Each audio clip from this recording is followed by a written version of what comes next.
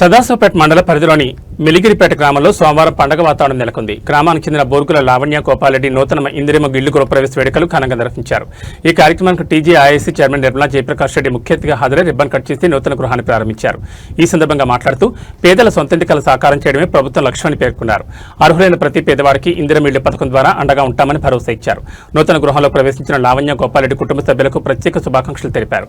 అనంతరం TGIIC chairperson నిర్మలారెడ్డిని కుటుంబ సభ్యులు సన్మానించి కృతజ్ఞతలు తెలిపారు.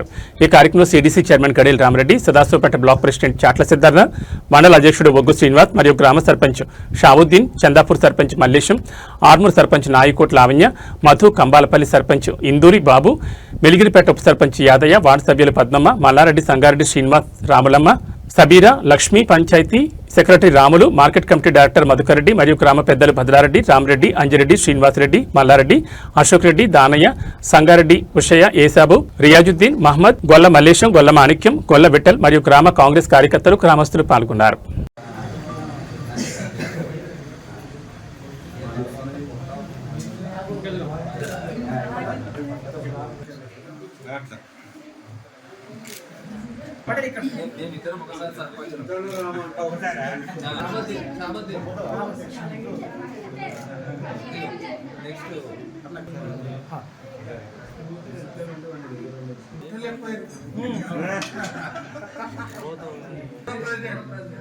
సీనిగా సాల్లకు ఒకటే పోస్టాన్ని ఇచ్చేకోనం అధ్యక్షుడు సీన్కుండే సాల్లకు ఒకటే.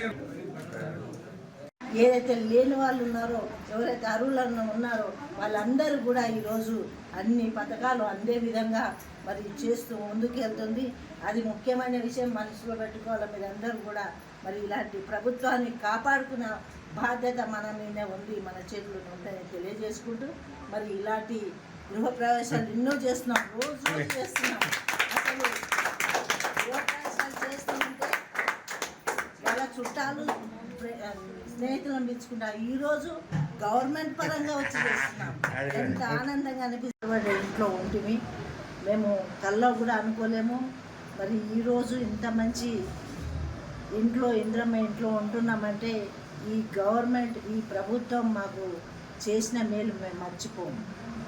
ఇప్పుడు పంట పండిస్తే 3 నెలలకో 6 నెలలకో వస్తుంది.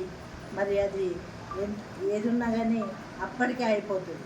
కానీ ఇల్లు కట్టుకున్నామంటే 100 ఏళ్ల పంట మాకు అని పెద్ద మనుషులు చెప్తున్నారు.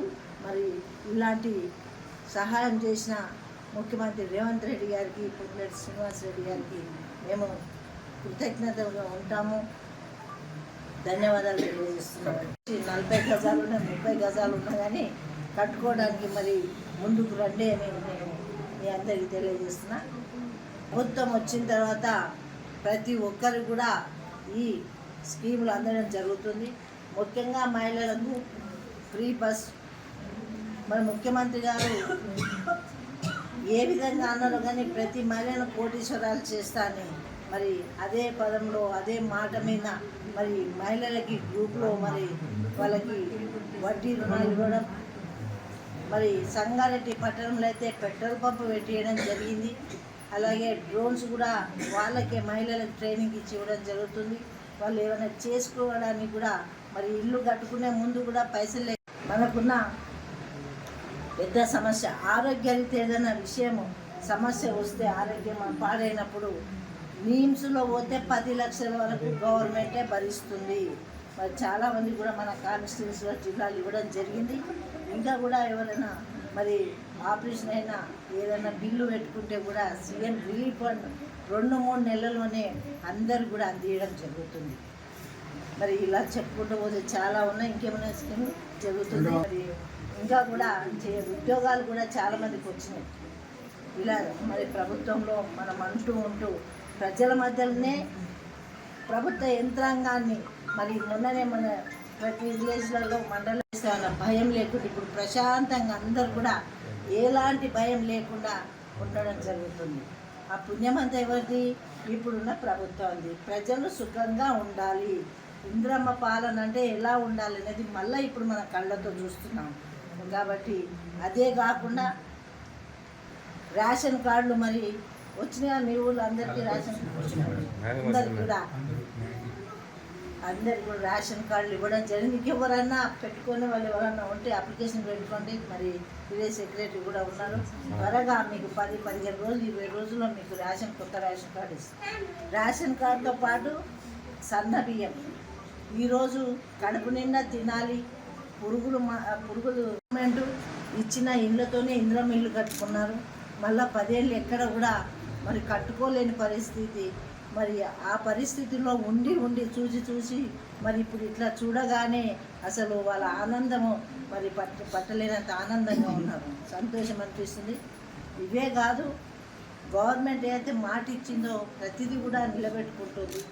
మరి 2.5 సంవత్సరాల్లో అన్నీ కూడా ఒకటి చేస్తూనే మరి ప్రజల మధ్యలోనే అట్లాగే మీ పేరు గారు మరి రావడం జరిగింది దగ్గరుండి.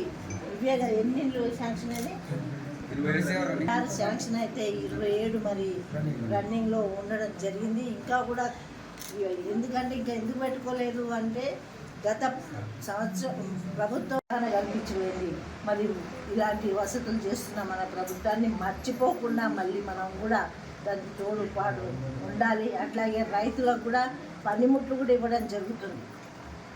మరి దున్నుకోవడానికి కానీ మరి స్ప్రే కొట్టడానికి కానీ అన్నీ కూడా పనిముట్లు వ్యవసాయదారులకు ఇస్తూ ముందుకెళ్తున్న ఇప్పుడు ప్రభుత్వాన్ని మరి ప్రజలందరూ చూస్తూ ఉన్నారు, అనుభవిస్తూ ఉన్నారు. కాబట్టి మీరందరూ కూడా చేతనిస్తారని ఆశిస్తూ 2.5 సంవత్సరాలకే ఇన్ని చేస్తున్నా. ఇంకా 2.5 సంవత్సరాలు ఉంది. మీ మంచి ఉంటే ఇంకా ఆశీర్వదిస్తే ఇంకా 5 ఏళ్ళు కూడా ఈ ప్రభుత్వం మనకి సహకరించే విధంగా మీరందరూ కృషి చేస్తారని తెలియజేసుకుంటూ, అట్లాగే ముఖ్యమైన ఉద్దేశం ఈ పార్టీ ఆ పార్టీ